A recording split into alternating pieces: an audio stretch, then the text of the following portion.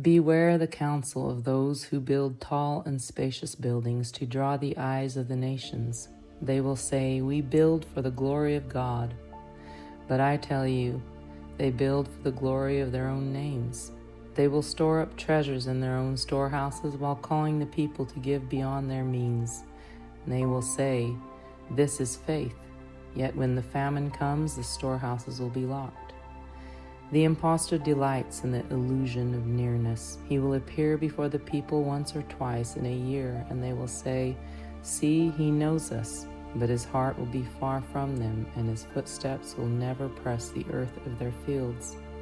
For he fears the dust that clings to the feet of the poor, lest it stain the marble of his halls. A true leader descends, a false leader ascends and remains there. The way of my Father is to wash the feet of his friends. The way of the impostor is to keep his hands clean while his servants labor. Therefore, when you see one who refuses to stoop, know that he has already chosen his master. The false shepherd will never say, "My name," in truth. He will speak of the Lord, the Almighty, the Great One, but will not call me Yahaawzhowa. For to speak my name with honesty is to bind oneself to my path, and my path is narrow, and the walls of his tower are wide. He will build his kingdom on the backs of men, using their labor to lift his throne. He will clothe himself in the testimony of others, wearing their faith as his robe while hiding his own unbelief. His reward will be the applause of the crowd, and he will measure his worth in the noise of their praise. Yet the applause will fade and the silence will betray him. Beware also those who keep themselves behind many doors. They will say, "It is for safety, for order, for the work." But I tell you, it is for distance, for love does not hide behind locks, and truth does not speak through 10 tongues before it is heard. The impostor's gospel is this, that the people exist to serve the kingdom. But my gospel is this, that the kingdom exists to serve the people. In the day when this order is reversed, know that the shepherd has become a wolf. I tell you a mystery.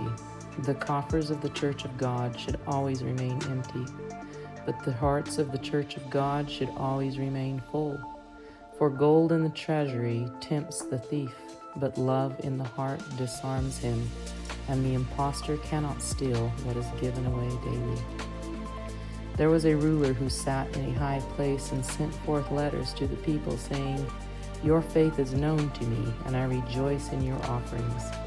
But he had never seen the face of the widow who gave her last coin, nor heard the prayer of the child who went without supper to add to the temple's purse.